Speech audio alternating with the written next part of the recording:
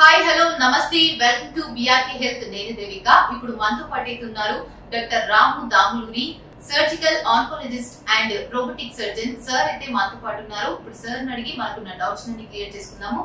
నమస్తే సార్. నమస్తే అండి. లాస్ట్ టైం ఎపిసోడ్లో చూసుకుంటే మీరు పేగు క్యాన్సర్ కోసం అయితే చెప్పారు. సో దాని మీద మా వ్యూవర్స్ కొన్ని డౌట్స్ ఉన్నాయి, మాకు వాళ్ళు సంప్రదించారనమాట. సో మీరు ఇంతకుముందు చెప్పారు కదా సార్ సర్జరీ అని చెప్పేసి.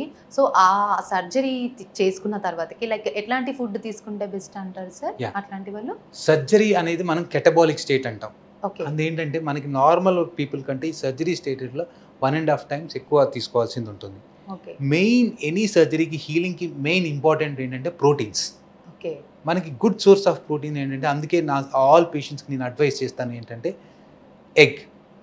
బాయిల్డ్ ఎగ్లో మనకి 6 grams ఆఫ్ ప్రోటీన్ ఉంటుంది. అట్లీస్ట్ 2 to 3 eggs తీసుకోమని నేను అడ్వైస్ చేస్తాను per day, especially post surgery. కొంతమంది ఎగ్ తినని వాళ్ళు పన్నీరు, దాల్, చావల్ ఇటువంటి వాటిలో ఏంటంటే మనకి ప్రోటీన్ ఎక్కువగా ఉంటుంది. ఈ ప్రోటీన్ మనకి హీలింగ్కి హెల్ప్ అవుతుంది. Balance diet is always important అండి. మనకి బ్యాలెన్స్ డైట్ ఏంటంటే ఫైబర్, ప్రోటీన్, కార్బోహైడ్రేట్స్, ఈ 3 ఉన్న డైట్ని మనం రెగ్యులర్గా బ్యాలెన్స్డ్గా తీసుకోవాల్సిన అవసరం ఉంటుంది. కొద్దిమంది ఏంటంటే వాళ్ళు చెప్పారు వీళ్ళు చెప్పారని అసలు ఏం తినకుండా ఉత్తి పెరుగన్నం పెట్టడం, ఉత్తి రైస్ పెట్టడం, ఓన్లీ పాలు ఇవ్వటం, ఇట్లాంటివి చేసే వచ్చేవాళ్ళు కూడా ఇన్స్టెడ్ ఆఫ్ రిపీటెడ్గా నా పేషెంట్స్ చెప్తాను తినాలమ్మా అని ఇవి చెప్పినా కానీ పక్కన వాళ్ళు చెప్పారనో వీళ్ళు చెప్పారనో బ్యాలెన్స్ డైట్ తీసుకోరు. అట్లాంటి వాళ్ళు ఏంటంటే మనకి కాంప్లికేషన్స్ ఎక్కువ అవుతాయి. మనకి వ్యాధి నిరోధక శక్తి ఎక్కువ కావాలన్నా హెల్దీ ఫుడ్ ఇంపార్టెంట్, ఇన్ఫెక్షన్స్ రాకుండా ఉండాలన్నా హెల్దీ ఫుడ్ ఇంపార్టెంట్, హీలింగ్ కావాలన్నా proteins important. So balance diet is most important అండి. మీరు రెగ్యులర్గా తినే ఫుడ్డే నార్మల్గా తినొచ్చు. కొద్దిగా ఏంటంటే షుగర్ పేషెంట్స్ కొద్దిగా స్పెసిఫిక్ పీపుల్లో స్పెసిఫిక్ డైట్ ఉంటుంది.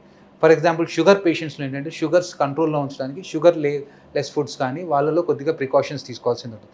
అదర్వైజ్ రెగ్యులర్ ఫుడ్ తీసుకోవచ్చండి. మీరు ఆపరేషన్ ముందు ఎటువంటి ఫుడ్ తీసుకుంటున్నారో ఆపరేషన్ తర్వాత same food you can continue. So sir ఇప్పుడు పేషెంట్స్ డిఫరెంట్ పేషెంట్స్ ఉంటారు సార్. సో వాళ్ళు ఈ సర్జరీ తట్టుకోగలరా సార్? అండ్ మీరు వాళ్ళని ఎలా చేస్తారు sir? There is called pre operative assessment అని ఉంటుందండి.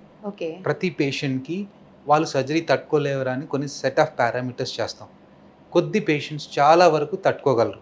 ఆప్టిమైజ్ ఒకవేళ కొన్ని అబ్నార్మాలిటీస్ ఉంటే వాళ్ళని ఆప్టిమైజ్ చేసి సర్జరీ చేస్తాం. ఫర్ ఎగ్జాంపుల్ నేను colon cancer, right side colon cancer అని చెప్పాను. వాళ్ళు క్రానిక్ బ్లీడింగ్ ఉండి ఈవెన్ 2 grams ఆఫ్ హీమోగ్లోబిన్తో వచ్చిన వాళ్ళు కూడా ఉన్నారు నా దగ్గరికి. ఓకే, అటువంటి కోలాన్ క్యాన్సర్ పేషెంట్స్ని ఏంటంటే 2 gramsతో వచ్చిన వాళ్ళని ఏం చేస్తామంటే ఫస్ట్ బ్లడ్ ఇచ్చేసి వాళ్ళకి అట్లీస్ట్ హీమోగ్లోబిన్ కొద్దిగా ఇంప్రూవ్ చేసి సర్జరీ చేసుకుంటాం. ఓకే, అది ఒక పద్ధతి. సో అందరి పేషెంట్కి డైరెక్ట్ సర్జరీ చేస్తానంటే if they are fit I will go head for surgery. లేదు అంటే నేను ఆప్టిమైజ్ చేస్తాను. ఫర్ ఎగ్జాంపుల్ ఓల్డ్ పేషెంట్స్ వస్తాడు. ఫర్ ఎగ్జాంపుల్ నా దగ్గరికి ఏంటంటే హార్ట్ స్టెంట్ 3 stents 2 stents వేసుకొని బ్లడ్ థిన్నర్స్తో ఉన్న వాళ్ళు వస్తారు. బ్లడ్ థిన్నర్స్ ఉన్న వాళ్ళకి ఏంటంటే వాళ్ళకి క్లెక్సైన్ మీద పెట్టేసి బ్లడ్ థిన్నర్ స్టాప్ చేసేసి వాళ్ళకి బ్లీడింగ్ స్టాప్ చేసేసి వాళ్ళకి అప్పుడు సర్జరీ చేస్తాను. సో డిపెండ్స్ వేరియస్ పారామీటర్స్ బట్టి మనం సర్జరీకి టాలరేట్ చేస్తారా లేదా చూస్తాం. So depends on the patient టాలరెన్స్ని మేము అసెస్ చేస్తామండి. దానికి మాకు వేరియస్ క్రైటీరియా ఉన్నాయి. పిఎస్సి అంటాం, సర్జికల్ ప్రొఫైల్ చేపిస్తాం, పిఎస్సి చేపిస్తాం. మాకు ఎక్కువ ఛాలెంజింగ్ వస్తుందంటే యంగ్ పేషెంట్స్ మోస్ట్లీ టాలరేట్ చేస్తారండి. 80 years 90 years పేషెంట్. ఒక పేషెంట్ నా దగ్గర నేను మోస్ట్ డిఫికల్ట్ కేస్ ట్రీట్ చేసింది ఒకటి ఏంటి అంటే ఒక 80 years మేల్ పేస్ మేకర్ మీద ఉన్నాడు. అతనికి కోలాన్ క్యాన్సర్ ఉంది, ఎర్లీ స్టేజ్లో ఉంది. ఎస్పెషల్లీ సిగ్మాయిడ్ కోలాన్ క్యాన్సర్ ఉంది, ఎర్లీ స్టేజ్లో ఉంది. సో నేను ఆ క్యాన్సర్ పార్ట్ తీసేస్తే క్యూర్ అవుతుంది డిసీజ్. ఎర్లీ స్టేజ్లో ఉంది కాబట్టి ఇంకెక్కడ బాడీకి స్ప్రెడ్ కాలేదు. 80 years పేస్ మేకర్ మీద ఉన్నాడు, రిస్క్ ఎక్కువ. So it's a combined effort. మా కార్డియాలజిస్ట్ ఎవరితో పంపించాను.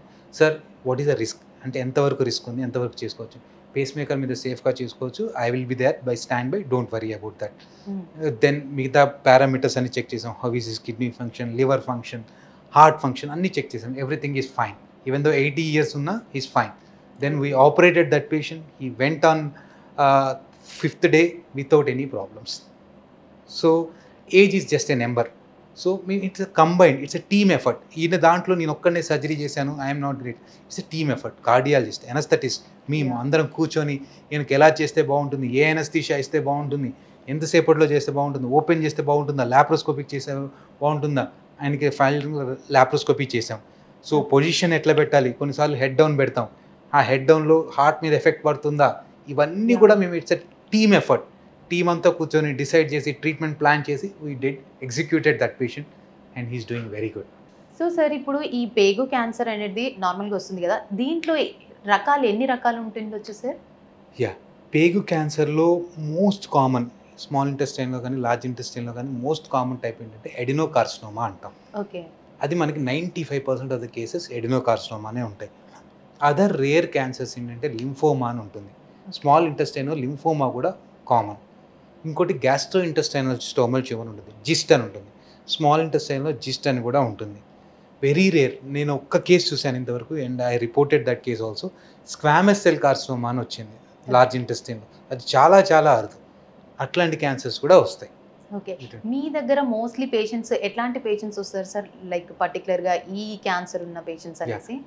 మన ఇండియాలో ఎక్కువ ఏంటంటే అండి చాలా వరకు నెగ్లెక్ట్ చేసి వస్తారండి. I want to share my one patient. ఒక ట్రీట్మెంట్ కూడా కంప్లీట్ చేసుకోరు. అది ఒక 35 years young chartered accountant working for a good company. ఆయన టాలెంట్కి ఇంప్రెస్ అయ్యి is working as a chartered accountant.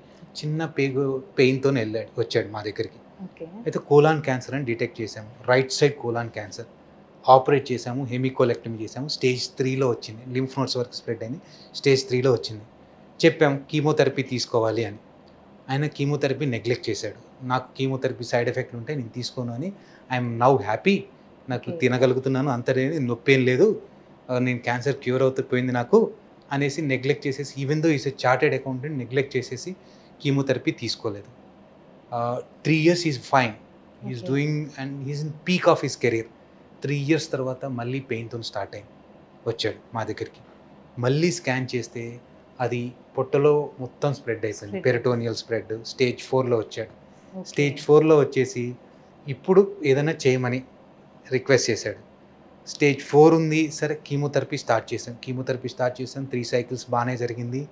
దాని తర్వాత ఏమైందంటే ఇంటెస్టైనల్ అబ్స్ట్రక్షన్ వచ్చింది. ఇంటెస్టైన్లో ఆ క్యాన్సర్ డిపాజిట్స్ ఇంటెస్టైన్ మీద ఉండేసి ఇంటెస్టైన్ వాయటం స్టార్ట్ అయ్యింది. దాని ఫుడ్ అనేది ముందుకు వెళ్ళట్లేదు. అది ఏమన్నా రిలీవ్ చేయగలమని ఆపరేట్ చేసాము. అదంతా ఒక ముద్దలాగా ఫామ్ అయింది క్యాన్సర్.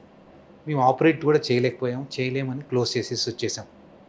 సో ఇప్పుడు ఆయన సో మచ్ దట్ నన్ను ఏదైనా చేసేయండి, ఎవ్రీథింగ్ హీస్ ఎక్స్ప్లోర్డ్. అంటే నాకు అది ట్రీట్మెంట్ ఉంది, ఇది ట్రీట్మెంట్ ఉంది గూగుల్లో, బట్ నాట్ ఫర్ యూ అని చెప్పడానికి. మాకు రోజు ఆయన దగ్గరికి వెళ్ళాలంటే, ఫేస్ చేయాలంటే రోజు ఒక సర్చ్ చేసేసి, సార్ ఇదే ట్రీట్మెంట్ ఏమైనా నాకు వర్క్ అవుతుందా, ఈవెన్ మాకే బాధేసేది ఆ పేషెంట్ని హ్యాండిల్ చేయాలి అంటే.